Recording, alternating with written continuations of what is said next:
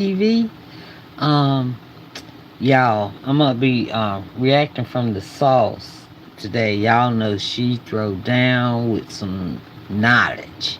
I can't get it all, so I'm gonna have to skip over some because it's a lot of music. Okay, even though it's showing like rides and stuff like that, but it has music in it that I cannot get, so I'm gonna have to skip over it. So if you want to see it in its entirety, it's the sauce, and I'm on YouTube. You can look at it. It's on my. I put it in the description of the video. Okay, but it's talking about Donald Trump, or her thumbnail says, Ice Cube.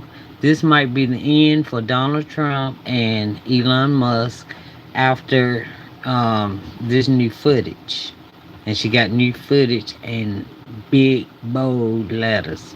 So yeah, I couldn't show the rats and them knocking in the doors because she said they were knocking in the doors without even a warrant, anything. He was just signing stuff, signing stuff, signing stuff, and then he had to go back and re-sign some stuff because he had signed some stuff that he had no business signing, like the Constitution stuff. Some of it he had to go back and put it back in law because he was just signing. She said like he was signing autographs. I told him that, and then they brought up Project 2025. I cannot show y'all that because they made it a song. But y'all, Project 2025, I was telling everybody from the beginning what Project 2025 was. Nobody wanted to listen to me. But anyway, it's some TikTokers. Now I can hit theirs because they on TikTok, so I can get them in their entirety. All of them are saying how they regret it, regret voting for Trump. But it's dictatorship.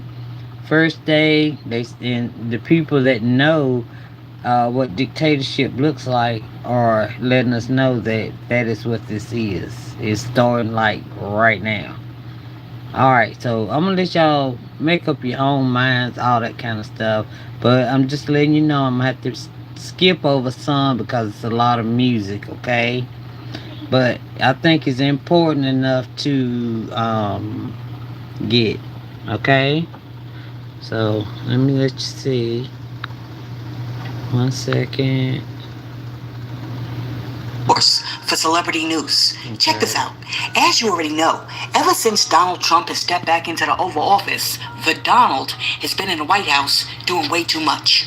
I mean, in the span of 2 weeks, this dude has fired mad employees. He accidentally defunded dozens of programs within the federal government, then refunded them back within 24 hours. He's over there letting Elon Musk and a bunch of 20-something techies without security clearance run rampant and gain access to over $6 trillion of taxpayer money. He bombed Somalia, said he wants to make Gaza into the Riviera of the Middle East. The price of eggs in some places like $15, $16. He proclaimed that black people could have Black History Month as if he was a king, even though we already had Black History Month. He started trade wars with Canada and Mexico just to concede and agree to conditions that Biden had already set in place. He's letting ICE break down their doors in some cases without a warrant, which is against the law.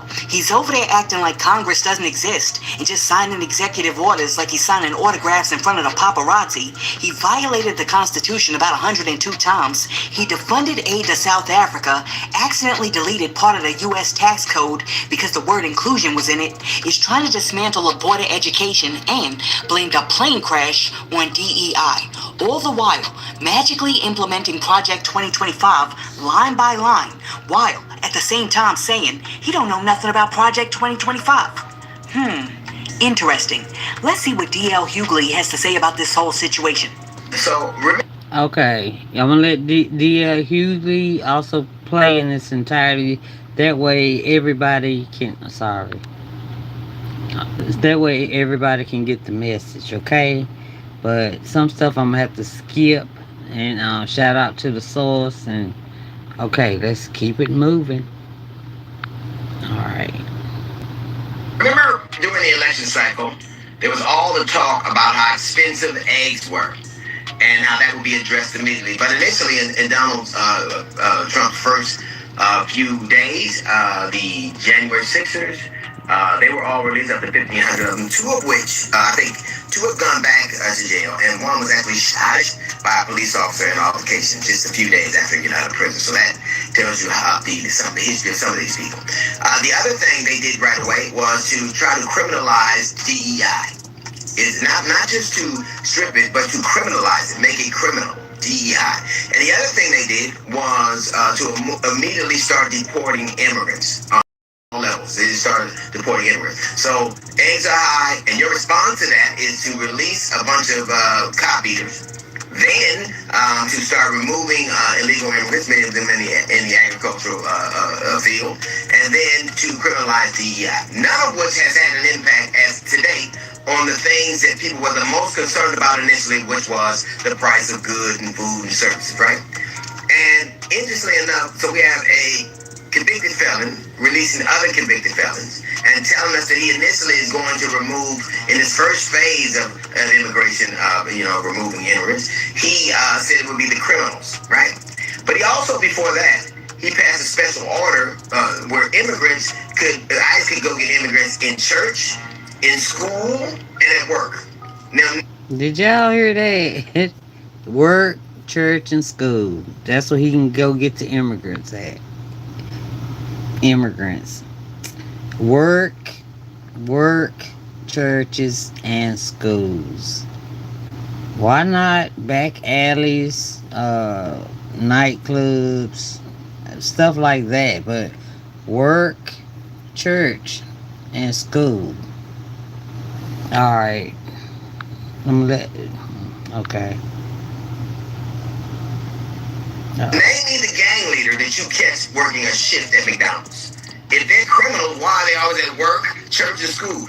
Most of the time, if you have a neighbor that goes to work, church, and school constantly, if that's where you're going to find them at, you don't want them deported. You want them to watch your house when you're gone. They didn't notice they said school, they said work, they said church. They didn't say, in welfare scheme in Manatee, Florida. They didn't say a shoplifting ring in La Jolla, California. They didn't say storm in the Capitol. Because initially, if you decided that those were the places that ICE needed to have entree to, then you knew that those people weren't criminals. You knew what you were doing. But none of that has had an impact on groceries today, nor would it. And everybody knows it. And that tells you that it was never about the egg. It was never about the price of goods and services. It was always about this. He's doing exactly what does shutting down the government, denying all federal funds and then rescinded have to do with the price of eggs. What does offering 2 million federal employees buyouts or under the auspices of buyouts have to do with lowering the price of eggs? It is about 2025. It's about reshaping the government in their image. And let's be clear, it isn't just going to be the image we're comfortable with. It's the way billionaires have decided it should look. And none of that has anything to do with the price of eggs. None of it. So it's never really about the price of eggs. But let me tell you something. If you think eggs are expensive, where do you see how expensive freedom is? Now, Did y'all hear that? Did y'all hear that? I'm gonna see how expensive freedom is. I mean, they're talking about billionaires, y'all. I'm gonna let them explain. I'll come back later. Okay? It's scary to me. Alright, here we go. Sorry. After seeing what Donald Trump has done during his first 2 weeks in office, a whole bunch of people who once supported him and also voted for him are jumping on social media talking about their regrets. The dumbass voted for Trump is the worst decision I ever made. I've seen the light, and I got out of MAGA. A lot of us there have seen the light. We have deep regrets. I feel guilty because I voted for Trump twice. I feel very guilty because I feel responsible. Yeah, we voted for Trump because he promised while he was campaigning like a million times that when he got into office, he was going to bring down prices, bring down grocery prices. The inflation has been high ever since COVID, and he promised he would bring that down. But it's obvious to me now that that was not true. He's not doing anything about the economy.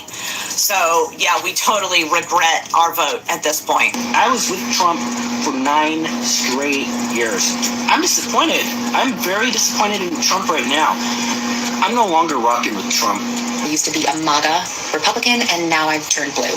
And it makes me emotional to know that I ever fucking stood by idly and blind and let that shit happen. Because I know that I have been a Trump supporter, and I can no longer say that I am MAGA. And I regret my vote for Trump. I voted for Trump. I'm done. I have I need more resilience in me. Now, I don't have time to be on YouTube talking about, I told you so. I don't get down like that. But what I will say is this. If all you ninjas who are online now talking about you got regrets would have listened to what Ice Cube had to say a few years ago, you wouldn't be in this predicament right now. Yeah, because Ice Cube, he has been talking for years about it. Stuff that's not right, he has been talking. Alright, here we go. Let's see what Ice Cube talking about. Oh my. Got a point of view about Donald Trump? Well, Donald Trump is what Americans love. Donald Trump is what Americans aspire to be. Rich, powerful, do what you want to do, say what you want to say, be how you want to be. That's kind of been like the American dream. So he looks like a boss to everybody, and Americans love to have a boss. So, that's his appeal to me. Do I think he's going to do anything to help poor people or people that's struggling? No, because, he's a rich white guy. How can he relate? And he's always been rich. And, being rich don't make you bad. I ain't saying that, but I'm just saying, how can he relate? See, Ice Cube was over there trying to put people on. But people didn't want to listen to Ice Cube because what he's saying is Donald Trump cannot be for the people because Donald Trump doesn't understand the people. But instead of seeing this man for who he really is, a wealthy mogul who's out of touch with reality, over the years, many people, including rappers, have lifted this man up to some sort of mythical status just because the man was born rich. I mean, have you ever paid attention to how many rap songs Trump's name is mentioned in? Alright, y'all. I'm gonna have to talk while I skip because I cannot play the song, sorry. But it was a whole lot of them. You hear me? I couldn't believe it. Wait a minute. Okay, let's see. I think we saw. Oh Lord, help me, Jesus. Okay, wait. Okay, there go to Project 2025, y'all. He has erased everything. I mean, everything. Okay, I think I can start right here. All right, let's see where we go. Let's see. I'm sorry about that, everybody. For the guy who just learned the word groceries. Oh my goodness, I am done. And speaking about being done, you know who's too through with Donald Trump? The Palestinians, because they're absolutely in shock after this dude stood next to Netanyahu and said that his goal is to take over the Gaza Strip and also to do a little real estate thing in which he turns the Gaza Strip into the Riviera of the Middle East. The U.S. will take over the Gaza Strip, and we will do a job with it, too. And you have to learn from history. History is... you just can't let it keep repeating itself. We have an opportunity to do something that could be phenomenal. And I don't want to be cute. I don't want to be a wise guy, but the Riviera of the Middle East, this could be something that could be so bad. This could be so magnificent. Oh my goodness, why in the world do we all the way back into the age of imperialism? And as a black woman, I gotta tell you, I don't like it because I don't want to participate in the displacement of any people. But you know who President Trump's favorite president is? Andrew Jackson, who signed the executive orders for the Trail of Tears and the Indian Removal Acts. So, I'm actually not surprised that baby Putin over here is less concerned with the economic well-being of Americans and more concerned with his colonialist, imperialist aspirations that'll allow him to grab up mad land in other countries so then Elon Musk can usurp their resources so he can build his robots and Trump's cronies and son-in-law can go over there and do a little real estate. Y'all, excuse me. Y'all, please hit the subscribe button. Thank you so much. And if you like any of the video, please hit the like button. Okay, sorry. Just to say, after Donald Trump announced that he wants to treat the Gaza Strip like it's the Louisiana Purchase, and this is 1803, and Elon Musk successfully took over the USID offices, a whole bunch of protests jumped off in all 50 states. Okay, so I'm going to show you a few of the protests, and then I'm going to let you hear what Representative Jasmine Crockett had to say about the whole Trump situation. I'm gonna show a little bit of the protest, but the music I can't get, y'all. Okay.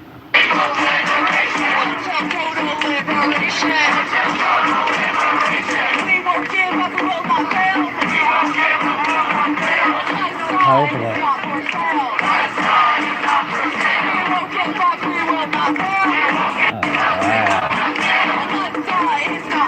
Okay. All right. That's about all I can play of that. So. Let me skip a little bit, okay? Because these speeches are very important, I think. Wait a minute. Here we go. Alright. Okay. Sorry. Please hit the subscribe button. Thank you so much for coming to Valentine TV today. Uh-oh. Sorry. Is there those that have said that we may face a constitutional crisis? I want you to know that the crisis is here. Elon Musk spent $280 million to buy an election for Donald Trump. Now, Elon Musk is here to collect on his investment. He is here to seize power for himself. We are here to fight back. I am so tired of these billionaire boys and their grubby little hands grabbing at everything. Hands off our bodies, hands off our data, hands off our tax refunds, hands off our social security checks, hands off our constitution, hands off our democracy, hands off. We cannot allow Elon Musk and a small group of people to secretly, behind closed doors, take away our privacy, take away our dollars, take away everything we have. We are going to fight this fight. I am going to stand with you in this fight. And we will win. We will win. We will win. We will win. I could be wrong, but I think we're going to end up shutting down the government. The problems that we keep seeing is that he is trying to test his power. He said that he was going to be a dictator on day one, and that's exactly what we are experiencing, because he decides that his power of the pen should overrule everything else. The reason that he is wrong, in my legal opinion, is that when it comes to appropriations, that is not something that the president does. It is something that the Congress does. The Congress has the power of the purse. What does that mean? That means that it has to go through 535 people before it makes it to the president's desk. And that is the only way that we literally take in your tax dollars from the various ways that we take in tax revenue. And then we redistribute that money in the various ways that we do. That has to go through Congress. He unilaterally believes that he can, with the stroke of a pen, say, never mind, we're going to undo that. A couple of issues with that. Number one, we have the power of the purse, not the president. president. Number two, that has already been signed into law. We have organizations that are relying on us. They have made contracts based on that. And so I personally think those organizations need to jump into some of this litigation because they are relying to their detriment on what we promised them. That's yet more legal terminology. But he tried this when it came down to the Constitution. He believes that he can override the Constitution as well. And so that's why he's been pushed back by a Reagan Republican judge immediately, where they said you can't get rid of birthright citizenship. But I think that what he's trying to do is he is daring this Trump Supreme Court to cross him. Listen, all we need is some people with a backbone, and that's on both sides of the aisle. We need some Republicans that say we are not okay with you destroying everything. And when I say everything, it's not just gonna be black folk, it's not just gonna be brown folk, it's gonna be rural white folk as well. So if y'all don't come together and understand we need to organize for the midterms right now, or at least yesterday, then we are going to continue to go down this road. So right now, all I can tell you is that we don't have the numbers.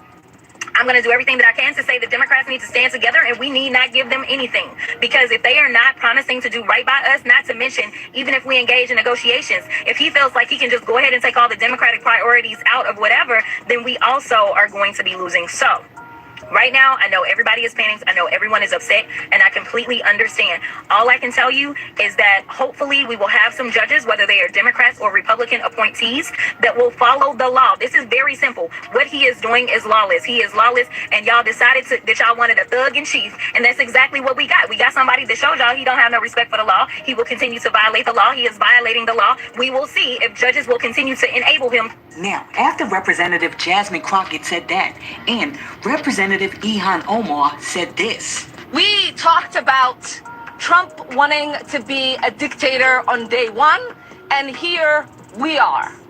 This is what the beginning of dictatorship looks like. Okay, so after Ilhan Omar said that, a whole bunch of people started jumping on social media, sharing their thoughts on how...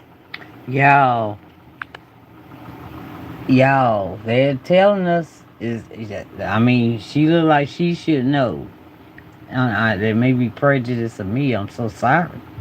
I don't mean any harm. I'm just saying she seems like she came from the country in which it may or may not happen. I don't know. But anyway, stuff ain't looking right to me. It's going too fast. 2 weeks, you done did so many... Oh my God.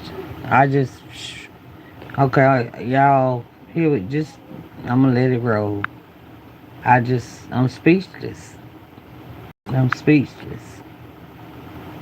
How you stop an oligarchy? Yes, America is very raggedy right now. And he's doing all of this in order for you to get out in the streets and protest so that he can label it as riots, so that he can declare martial law. Our protest is to stop buying shit. In order for us to defund the oligarchs, we have to stick to our guns and stop buying shit. I forgot. Getting out there in those streets, protesting, as I mentioned, he will label it as a riot so that he can implement martial law. Stop buying shit. That's our protest. Okay, so while I agree with the premise that you don't want to be out in these streets right now wilding out because you don't want to give the government any opportunity to institute martial law, this whole idea about not buying ish is not how you stop an oligarchy. That's how you get Target to reinstitute DEI. And the reason why not buying stuff is not going to have any impact on an oligarchy is because the top 3 billionaires in the U.S. have more wealth and money than the bottom 75% of people all put together. And they now have computer access to over $6 trillion of our taxpayer funds. So just not buying stuff is not going to impact them at all. Unfortunately, we're way past that stage, babe.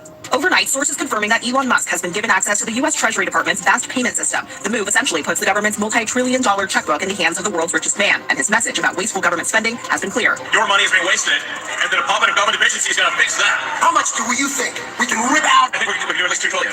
The official who oversaw the federal payment system has been placed on administrative leave after he resisted giving Musk and Doge officials access to the system, which contains sensitive information about millions of Americans who receive Social Security, tax refunds, and other government payments. While Musk's team has access, it has not yet gained operational control of the system, and and no government payments have been blocked. That could trigger a legal battle since the money is approved by Congress. So I know. You're over there like, oh my goodness, Sauce, what do we do? Because they already gained access to the info and the money. All right, so step one, remind your congressmen who they work for. They don't work for Trump, they work for you. And you can do that by calling the Capitol switchboard at 202. Let me get the number right. 202 224 2131. Okay. 202 242 2131.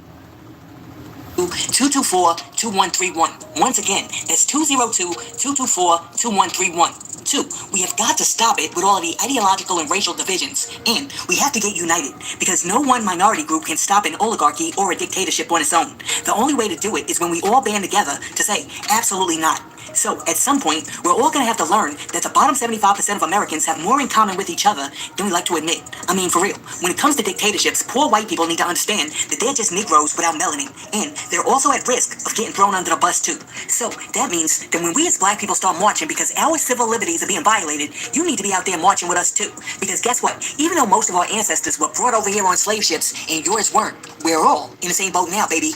And three, if you're not aware of how oligarchies and dictatorships work, you may want to look up the definition of manifest destiny and also start watching a few YouTube videos from authors like Naomi Klein who have studied regime changes for years. A lot of people think that Trump is employing a strategy called shock doctrine by pushing through executive order after executive order after executive order. This woman coined the term shock doctrine. This is her best-selling book. She says that it's a strategy where political actors exploit the chaos of natural disasters, wars, and other crises to push through unpopular policies such as deregulation and privatization. In this case, she says it's economic shock therapy and it favors corporate interests while disadvantaging and disenfranchising citizens when they are too distracted and overwhelmed to respond or resist effectively. So in the book, she's relating it to capitalism, but people are relating this shock doctrine or shock therapy to all the executive orders that Trump is pushing through, where people are so overwhelmed that they cannot respond or resist effectively. Yep, I read that book back in 2006, and ironically, a whole bunch of what Naomi Klein was talking about back then seems to be applicable to what's going on right now. Listen, let me know what you think about everything that we covered in this video in the comments, and while you're down there leaving a comment, be sure to like and subscribe to the channel, and share this video with your friends. Hey yo, thanks for tuning in to The Source, your source for... Thank y'all.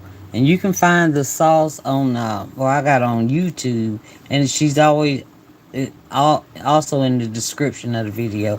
Y'all, please hit the subscribe button, like button, and share so a lot of people can see this. But if you want to see the ride in its entirety and the music, go to the sauce on YouTube. Okay. All right, this is Valentine TV. I love y'all. Be careful going out there because things are not what they seem. I love y'all so much, and I thank y'all for everything and everybody that comes to this channel. I do. Thank you, and I love you. All right, bye.